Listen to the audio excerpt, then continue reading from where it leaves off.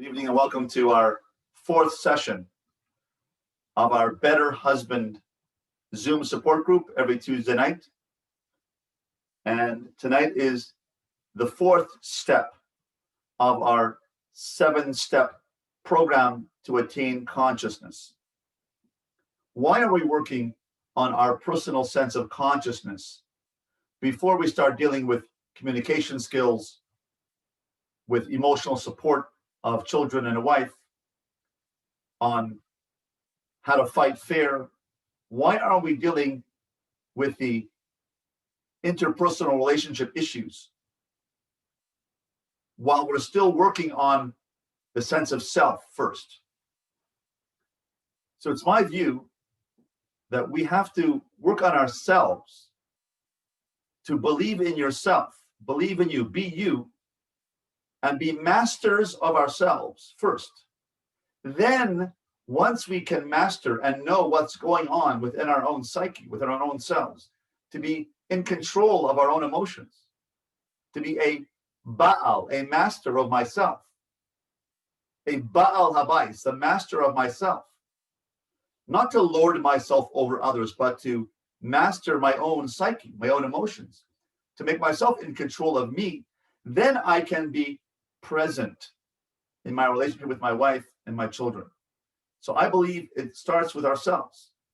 That's why the first 7 sessions of our support group are going to deal with my proposed 7-step process to attain personal consciousness.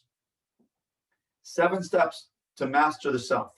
Then once we have a self, once I am a being in control of myself, then I can learn to interact fairly, appropriately, kindly, emotionally, and supportively with my wife and my children. So far, we've dealt with 3 steps: the conscious, cognitive self, the wheel of strengths. I know what my strengths are: my intellectual, emotional, social, personality, character traits, my contribution as a husband, as a father to the family, and my personal growth. Once I know these strengths cognitively in my mind, then I have the second step, which is my emotional equanimity.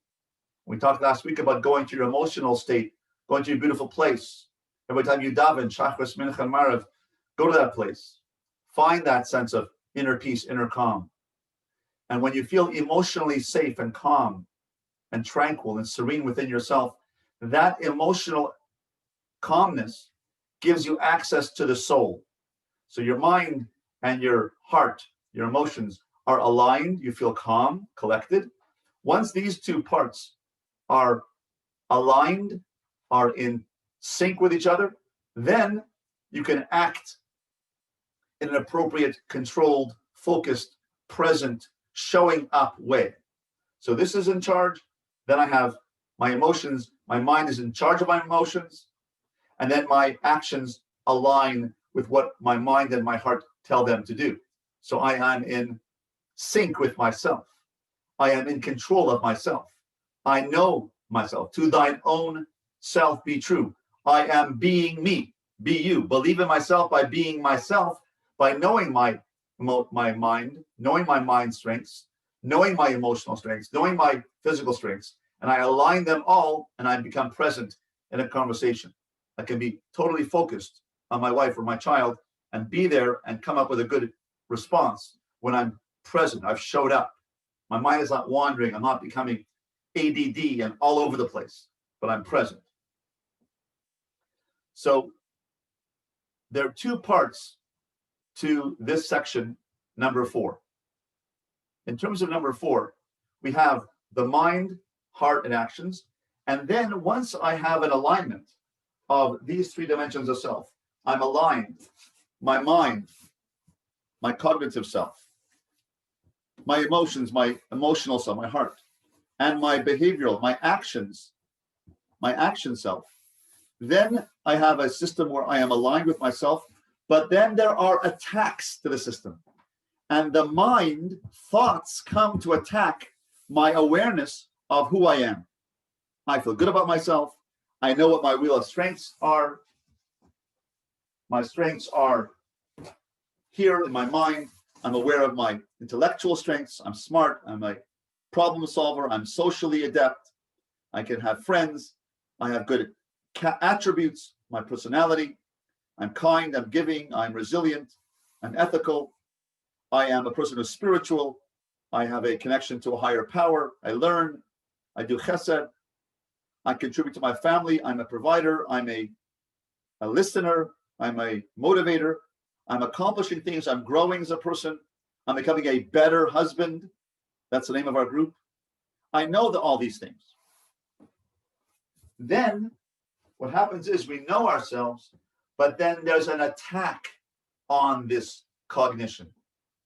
The attack is one of, or more than one, of the 60,000 thoughts which go through our minds every day. There are 60,000 thoughts, either conscious or subconscious thoughts, which attack us every day. And they say to us, really? You think that you're a problem solver? You really think that you're a good guy? You just messed up. You're just a loser. You're no good. You're not sensitive. What's the matter with you? Not only the thoughts do they question ourselves, but they question the spouse. They say, what is she doing? What's the matter with her? The mind is very active. And what the mind does is it tries to throw us off track of this alignment. If we're aware of this, if we're aware that our thoughts are coming to throw us off track of our cognitive equanimity, our mind is settled, our mind is controlled, our mind is grounded and centered. And then a thought comes, and another thought comes and says, why did she do that? Why is she watching movies when we should be studying with the children or putting them to bed right now? Why is she talking to her mother now? Why did I do that? Why did I say that? Why can't I be focused? My mind attacks me and attacks my wife in my own mind. So how do we deal with these attacks that my mind is now unsettled? If after I got my alignment, now my mind is unsettled, what do I do now? So there are two techniques. Number one is called the thought highway. We place our thoughts on a proverbial imaginary highway and watch our thoughts. Instead of thinking that our thoughts are us, toys are us and babies are us and thoughts are us. We think that the thoughts are us. Why? Because René Descartes in the 17th century said, I think, therefore I am. I think, therefore I am. Since I think, that makes me who I am. So my mind, my rational mind is who I am. But then the problem is, if I think that I'm no good, then I am no good because I am my thoughts. It's a great problem with this philosophy that I think, therefore I am. Meaning, I know I'm smart. I know that I've got it right, and you don't, or my wife doesn't, or I know better. That's a great danger in saying, I think, therefore I am.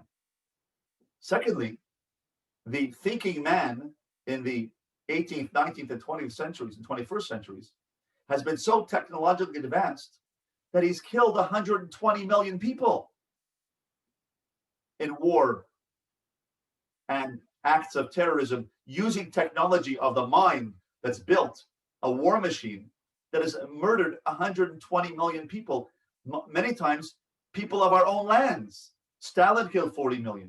Mao Zedong killed 40 million. World War II killed 20 million. World War I killed 20 million. 120 million people have been killed by this, I think, therefore I am. We think that we're so advanced. So this mind problem of thinking that all I am is a mind. I am Homo sapiens. Well, Homo is hominoid. Well, there are other hominoids. There are orangutans, monkeys, and apes. So therefore, when I am Homo sapiens, I am a gorilla with a mind, sapiens, an intelligent gorilla. And I think it's borne out to be true that I see myself, we see ourselves as intelligent guerrillas because we have used the Machiavellian power of Mussolini of might makes right. I know, I think, therefore I am, and I'm better than you, and therefore I can kill you because my way is better than your way. Well, that applies in human life as well, and in my marriage as well. I'm smarter than you are. I'm the man. You're not. I'm in charge. I'm the balabais. I'm the master of this house. You have to do what I think. Well, on an individual scale, I am mastering my wife and my children and lording myself over them, just like nations lord themselves over others because we think that I know. I think, therefore I am. That's the downside of thinking, therefore I am. But the other downside is when I combat the mind and I get into the sense of self that, hey, one second, I'm more than my mind. I have a mind. I have social skills. I have character.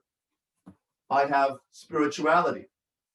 I'm a family man and I'm accomplishing something. I'm more than just a mind. I'm more than just my mind. Then I'm settled, but then the mind comes to attack me. Not only does the mind attack other people, it attacks myself. I don't know my own strength. And the mind says, you're a loser. You're a mess up. What kind of person are you? Why'd you do that? Why'd you say that? How do we get back to equanimity? How do we get back to resetting ourselves by having a grounded, centered, focused, showing up, present self when my mind is making me crazy? My mind is saying that I'm insane. And when my mind is insane, my emotions go insane because my mind bone is connected to my emotional bone. My mind and my heart are connected. I say, oh, she's no good. I get enraged. Or if I say, you made a mistake. Roll, you made a mistake. I get depressed. So what I think leads to my emotions. Emotions are a reflection of what I think. Emotions don't happen by themselves. They come from a thought. So my thoughts are negative, I'll feel negative. My thoughts are angry, I'll feel angry. How do we get back on track? How do we reset ourselves to get back to that alignment state? This is called the thought highway. Here's how it looks. If I take out my poster here, and I show you my poster board of the thought highway. Here's the thought highway. I'm moving along with my emotional state, my I self, my soul state of go to my beach self. My beach self represents my compassionate self. And I know my strengths and I know my emotional state and I'm acting properly, aligned, present. My thoughts come along and say, 1 second. These are happy thoughts. I'm a good guy. But then there's a big truck, an 18-wheeler truck, which a negative thought, which says, are you so sure? I'm not so sure you're such a good guy. You messed up in business today. You had a fight with your boss today, with your colleague, and you messed up with this client, and you missed this document, and you're not so smart after all. And you raised your voice at your child, and you were not supportive of your wife. What kind of person are you? A big 18-wheeler truck comes along and says, not so fast. It attacks us. What do we do with that thought? When we see that thought, oh, you're no good. We get on the truck. We get on the truck and we say, you're right. I messed up. And I messed up last week. And I'm really not a good guy. I get up and I get on that truck and I start thinking about all the negative thoughts that keep attacking me. And I unpack them and I stop the truck. So if I'm standing on the highway over here, watching these trucks go by, I see happy thoughts, negative thoughts, happy thoughts, negative thoughts. A happy thought is, I'm doing a good job. Negative thought, my mother-in-law is coming for the weekend. Oy vey. Happy thought, yeah, I'm going to have a nice afternoon with my kids at Sunday afternoon playing ball. Negative thought, yeah, but you messed up you raised your voice at your kid last week, and I'm not sure you're going to get along with your kid this afternoon. So you have a mixture of positive and negative thoughts. But when I see a negative thought, I say, oh, whoa, stop the truck. I see the truck. I flag down the truck, I get on the truck and I start thinking about all the negative things, and I spiral out of control because my mind unpacks all the packages on this truck and reminds myself of all the negativity. What happens when a truck is stopped on the highway? A big 18-wheeler is stopped in one lane on the highway. What happens to the traffic behind? It's backed up for 4 miles. What happens when I stop my mind and I get into my mind that I'm no good, or I mess up, or I put myself down, or I put someone else down? What happens to my family behind me? It gets backed up by 4 miles.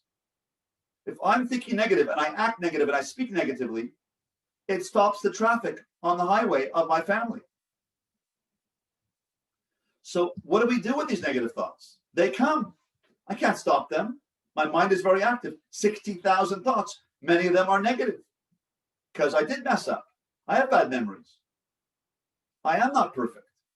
And my mind reminds me of those things. What do? Here I am standing on the highway, by the side of the highway, 695 highway, and I'm watching trucks go by. Happy thoughts? That's great. Negative thoughts? I get on the truck, traffic, back up. So the idea is this. Thoughts are only thoughts. I think, therefore I am is not true. I am, therefore I am is true. I thank, therefore I am. Not I think, therefore I am. I'm a person of gratitude. I thank people. I'm a person of humility. I have midos. I have character. I am kind. I'm compassionate. I'm giving. I'm a person of integrity. I try to be truthful. I am resilient. I'm a leader. I'm consistent. I'm creative. I'm forgiving. I am thankful for being me. I have gratitude and humility. That's who I am. I thank, therefore I am. So therefore I am standing here by the highway and I see the thoughts. And I see that the thoughts are only a tool of the soul. They're not who I am. I am who I am. I am a godly, good person who has thoughts. Sometimes they're positive, sometimes they're negative. When they're negative and they make me backed up, if I realize my thoughts are not me, and my thoughts are only electrical impulses in the brain, then what do? Exactly what I do when I watch trucks go by on the highway. I stand by the highway, look at the thoughts, and what happens to thoughts when they drive along the highway is they pass. Thoughts rumble along the highway and they disappear. They just keep going. Just as trucks keep going on the highway, so do thoughts, if you let them. But if I get on the truck and I stop the thought and I say, yeah, you're right, and I go through it, I remind myself and I indulge myself all the memories of all the mistakes that I made, then I'm going to get stuck on the highway, and the thought will not pass because it's going to get stuck in my mind. I get fixated on that negative thought.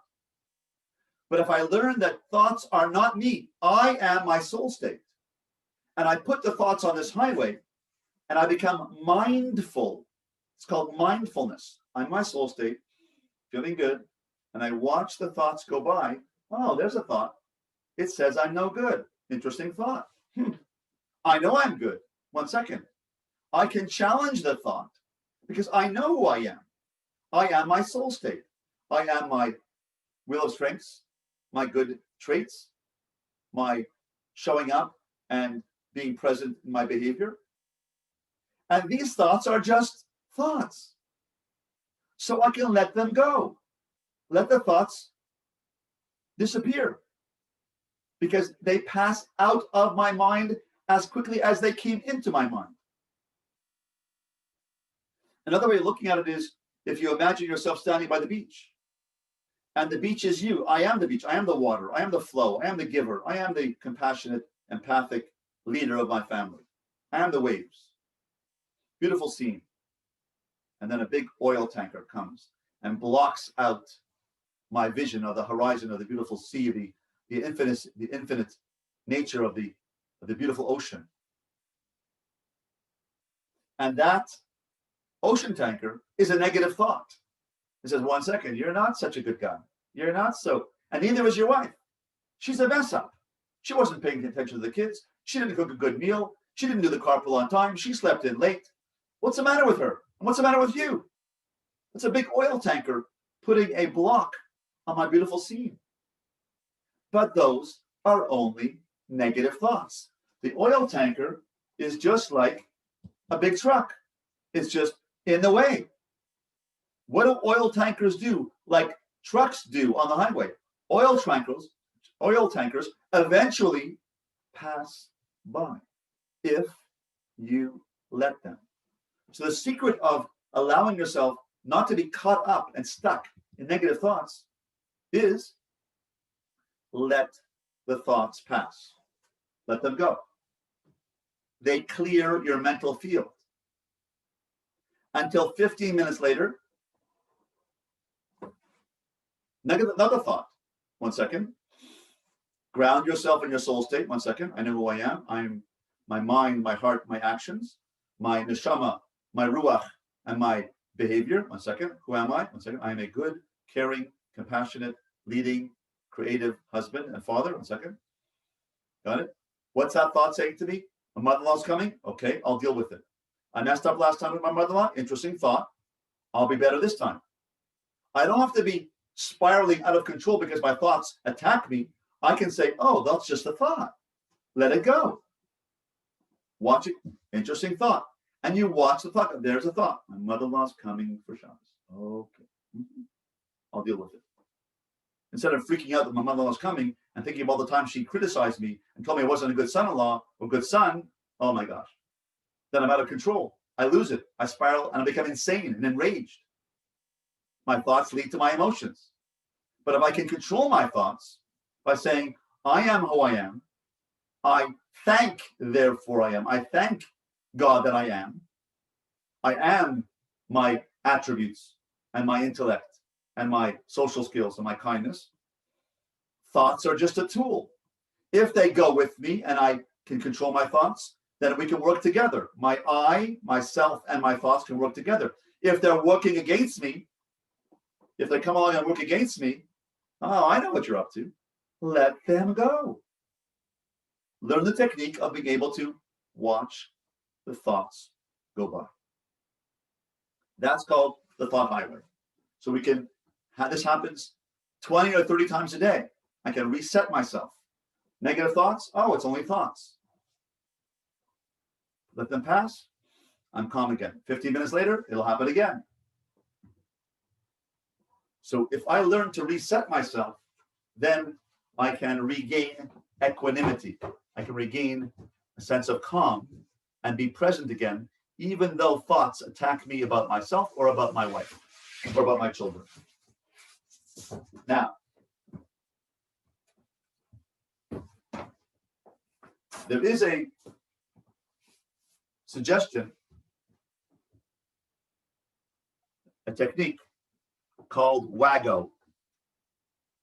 The second technique, which is technique number 5 of our 7-step system, that was number 4, this is now number 5, is the WAGO system.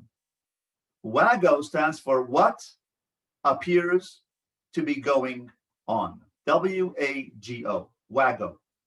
What appears to be going on is that my thoughts and my emotions appear to tell me I'm no good. And I've lived with those emotions all my life, from childhood, adolescence, and into my marriage. When I was growing up, and I grew up in a critical home, and we have to understand where we came from, how we got to the place we are today. If I grew up in a home which was judgmental or critical, then I judge myself. And I say to myself, I'm not a good person. What appears to be going on, WAGO, what appears to be going on is that I'm not a good person, or I'm putting myself down, or I'm not good enough. So there is usually a statement which runs through our head all the time.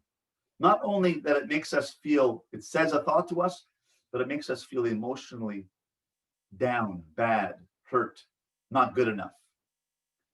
So I gave a lecture early this week on this topic, and I asked the group, what is the statement that you usually say to yourself, which is a negative statement, a negative self-talk statement, a critical self-talk, an inner voice which says you're no good in some fashion, which puts you down. And it keeps on happening over and over and over again. It's called the unfinished business of your childhood or adolescence. Let's say you were to pick for the team and you were not a great athlete. And you always pick last and say, oh, you take it. No, you take him. No, you take him. What do I feel? Not good enough. My parents say to me, come on, you're not studying hard enough. Not good enough. You spilled the milk. What's the matter with you? Can't you pay more attention? Not good enough. If it happens often enough, I leave childhood and adolescence into my adulthood saying I'm not good enough. So when my wife says to me, why did you take out the garbage? Oh, there you go again. I'm not good enough. And I react by saying, oh, I'm not good enough. And then I feel badly and I have to respond to defend myself. I become defensive. I defend myself because there it goes again. My whole life, the story of my life, I'm not good enough. Another woman said in this group this week, she said, my main mantra, my main negative thought pattern is I don't fit in. I wasn't part of the popular group in school. I wasn't smart. I wasn't popular. I wasn't pretty. I wasn't the dance majorette. I wasn't the homecoming queen. Everyone else was. I didn't get asked to the dance. I'm just not good enough. I'm just not popular. I'm just not making it. I don't fit in. But this is a comment that you carry with you in your mind all day long, consciously or even more importantly, subconsciously. And it sabotages ourselves. And it makes us think this way and feel badly about ourselves. So the question is, that's what appears to be going on is I'm no good. Now we have to switch that to Virgo. What is really going on? What is really going on is that I am a soul state person and I have to create my own identity as a valid person, even though I have unfinished business from my childhood and I may not have come out of childhood with a wholesome view of myself. As Dr. Tversky, my mentor, teacher, says, we are who our parents made us. But if we stay that way, it's your own damn fault. Because now that we know that we have a sense of self, adulthood, mind, heart, and actions, we can recreate ourselves. We can give birth to a new sense of self, even though it was a mess up during my childhood or adolescence. Even though I had a learning disability, even though I was not the most popular, even though I wasn't as good as my brother or my sister, I can recreate myself because it's my responsibility to think straight. My responsibility to get grounded and say, I am okay, I'm emotionally okay, and I can act okay. I can repair myself. I can rebirth myself, reset myself. What's really going on, WIRGO, what is really going on is I'm okay. But what appears to be going on, WAGO, is you're not okay. How do we bridge the gap between what appears to be going on and what is really going on? So let's write down the statement that we usually say to ourselves. So I invite you to write down or come to an awareness of what is the usual statement which gets in your way. Mine is, you're just not good enough, which becomes a more proactive statement of, you're just bad. Or someone else's statement of, you just don't fit in. Or you're a loser. Or you're a failure. Or you're never going to measure up to anything. These are statements that we've heard in our childhood or adolescence, and we keep repeating to ourselves because it becomes part of our inner mantra. And we think that's who we are. That's what appears to be going on, WAGO. And we have to change that to Virgo. What is really going on is I'm okay. How do we do that? So let's write down that statement and let's analyze that statement. The statement is I'm no good, or I'm a bad person, or I'm not fitting in, has to be analyzed from 8 possible scientific analyses of whether or not that statement of I'm not good enough, or I'm bad, or I don't fit in, whether that statement is true or not. It appears to be true. It appears, WAGO, it appears, what appears to be going on is I'm no good. What is really going on? How do we do that? So these are called cognitive distortions. Number 1, let's apply all or nothing thinking to the statement, I don't fit in, or I'm not good enough. If I say to myself, I don't fit in, or I'm a loser, or I'm not good enough, is that guilty of this cognitive distortion of all or nothing thinking? I think it is. Because if you say, I'm not good enough, which means I'm not good enough ever, I don't fit in ever, I'm a bad person always, that's all or nothing. But life is not all or nothing. Life is gray. Life is a spectrum of colors on the spectrum, on the prism of colors. And therefore, it's not I am good or bad. I am medium. I am sometimes good and sometimes not so good.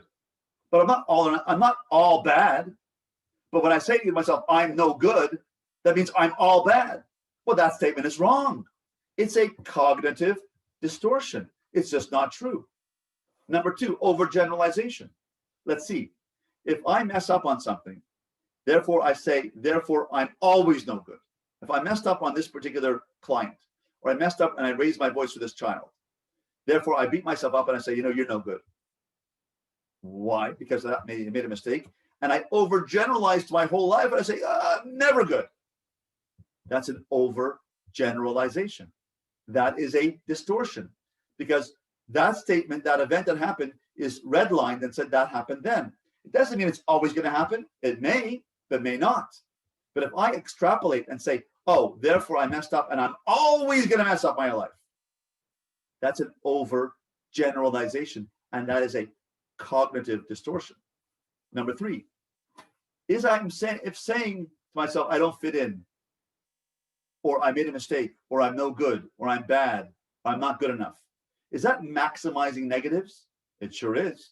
I'm only focusing and I'm fixated on the negatives. The negatives in my life, or the negative events that happen in my life, are so poignant, so visceral, give me so much pain.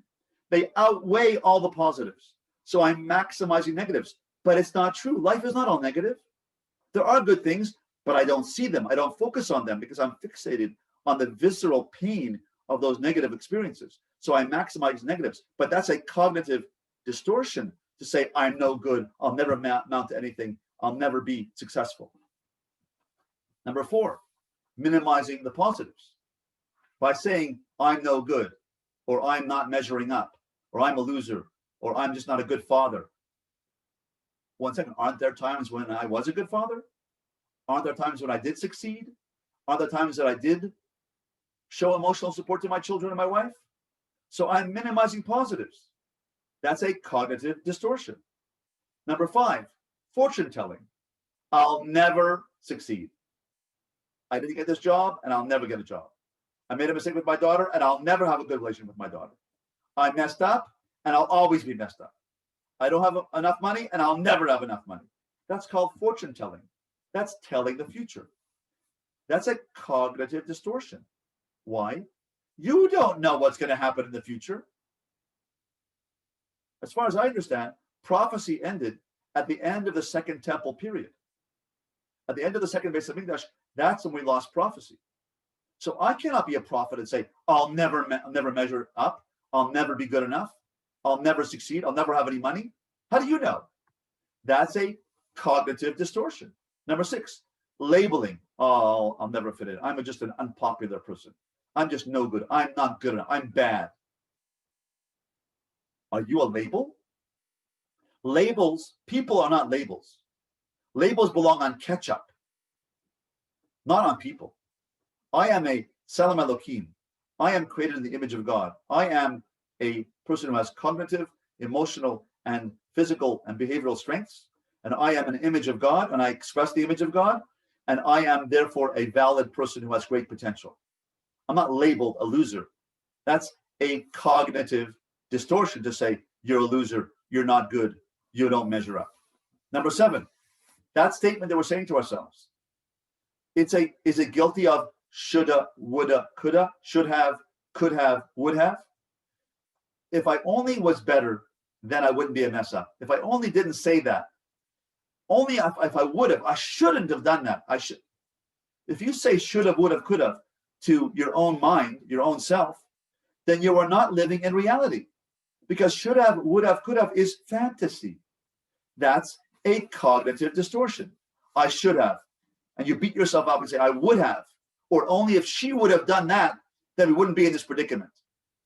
Well, that's a cognitive distortion because it's not facing reality, it's living in fantasy.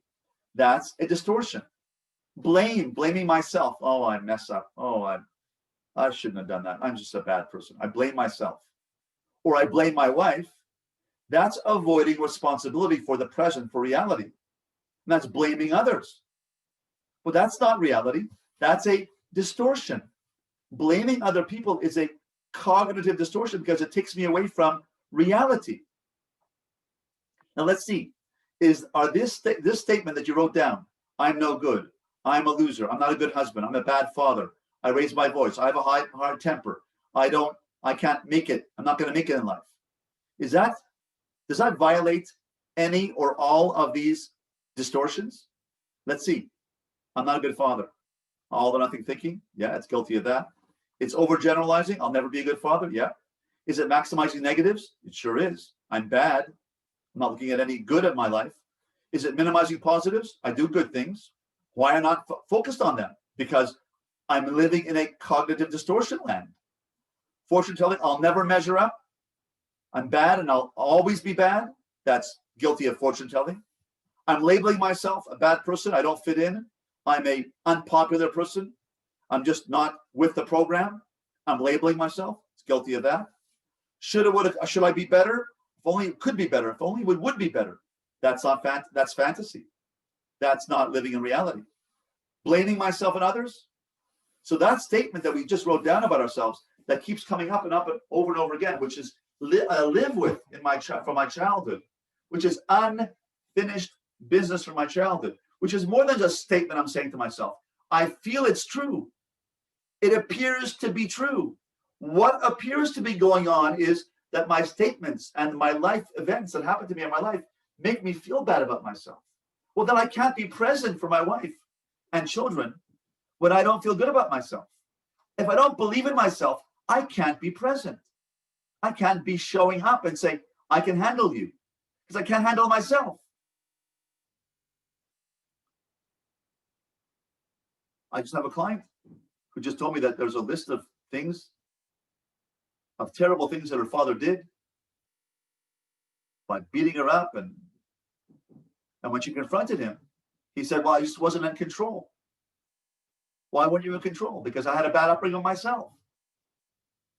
So she internalized all that negativity. And she said about herself that since my father didn't treat me well, I'm no good. My father would say to me, what the hell's the matter with you? And I would say, well, my father says, what the hell's the matter with you? I guess there's something wrong with me. And I internalized that. And what appears to be going on, waggo, is there's something wrong with me. What is really going on is there's nothing wrong with me, because my father had a tough time, or because he had a tough upbringing, or because he had marital problems, or because he had financial problems, and he took it out on me. Therefore, I internalized that, and I believed it as true. And in my subconscious mind, my unfinished business is, I am not a good person. I'm a bad person. I'm not good enough. That's a cognitive distortion. We've just proved it scientifically. That's not true. So when I take responsibility for myself and say, 1 second, I have to believe in myself, believe in you, by restoring my equanimity, restoring my awareness that I am conscious of my strengths. I am emotionally strong, and I believe in myself, and I can act by showing up. Then what I do is I change the statement into a positive mantra. How can I change that statement? That statement I said to myself before was, you're not good. You're not a good person. You're bad. Let's change that statement. I have challenges in my life. Sometimes I succeed, sometimes not, but I'm a growing person. If I say that statement instead of saying I'm bad, if I tell that to myself, if I use that as my inner voice saying there's challenges, you can handle it. Nike has a statement.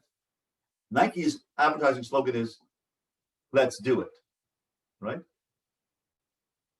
What's your advertising statement? The correct advertising statement. Not the waggo, what appears to be going on. What's the wergo? What is really going on is you have to correct the negative statement and say that to yourself every day. That's the positive mantra, which is, life's challenging, I can handle it. Or what I say to myself is, just you watch me. Just you watch me, how I can deliver. Or, I am good. There are challenges, and I can overcome. I want you to come up with your own personal mantra, your own personal statement you say to yourself would say, I can do this. I can handle this. Let's do it. Keep going. Keep on trucking. You can make this. You can do this. What about don't give up? Don't give up. Beautiful. Excellent. Don't give up. We need to come up with a comment that encourages ourselves, which is our own personal Nike advertising slogan, to replace the waggo, to replace the negative statement, which is a negative statement which is not true because it appears to be going on, but it's not what's true. What's true is what is really going on is you are valid, and you have to have a responsibility to be valid, to give that statement to yourself, to reset yourself. So this is a way in which we can, the numbers 5 is to reset ourselves from our waggo into our wergo, from what appears to be going on to what is really going on.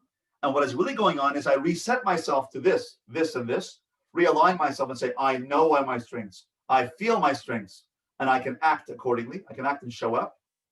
And I can reinforce myself by saying, I'm going to repeat my positive mantra to myself every single day. So don't give up. Keep on going. You can do this.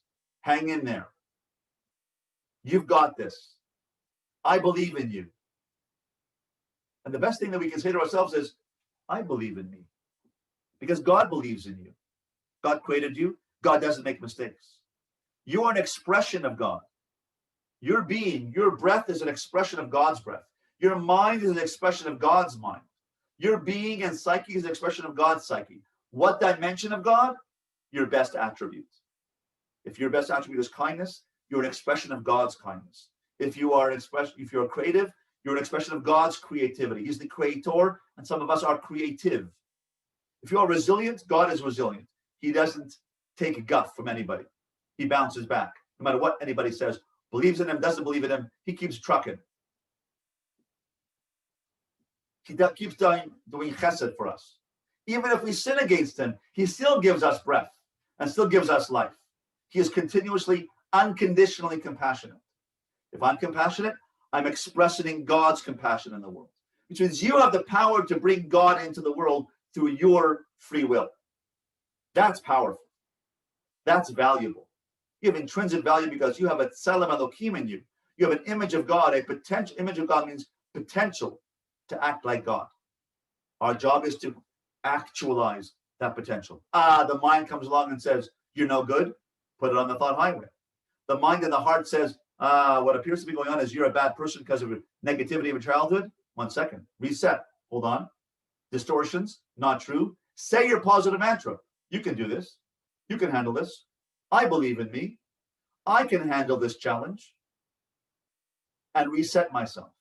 So here are 2 ways. The thought highway, and that's number 4. And number 5 is reset yourself by removing the cognitive distortion, replace it with a positive mantra.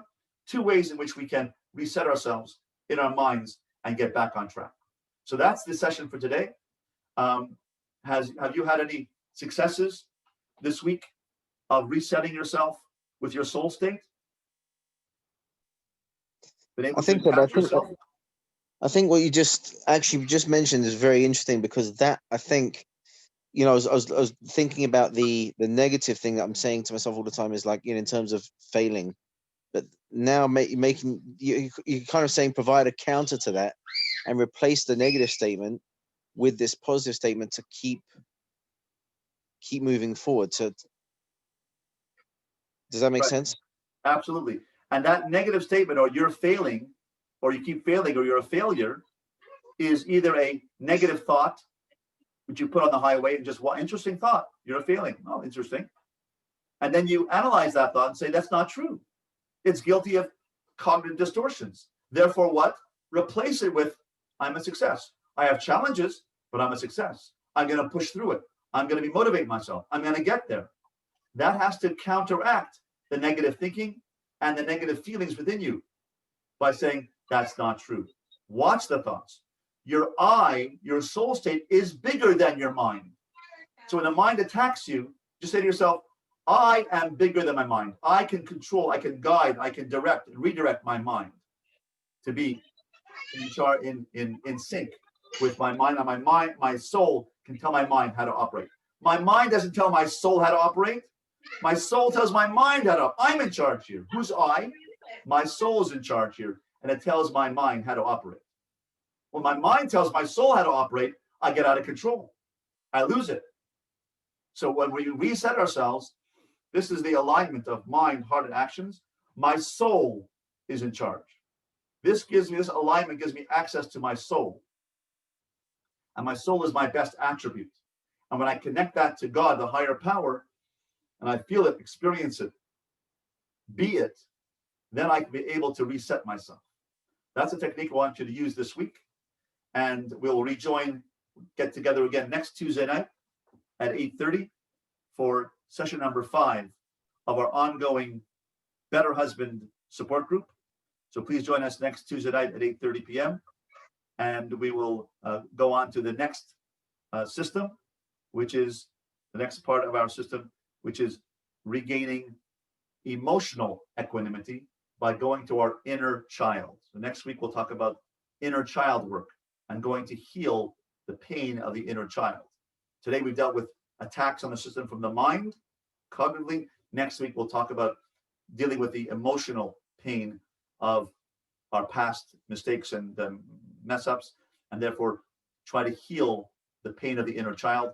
That'll be technique number 6 next week, and technique number 6 next week, and then we will go from there. So thank you so much for coming tonight, and hope that we could regain and rejoin ourselves together next Tuesday night at 8:30.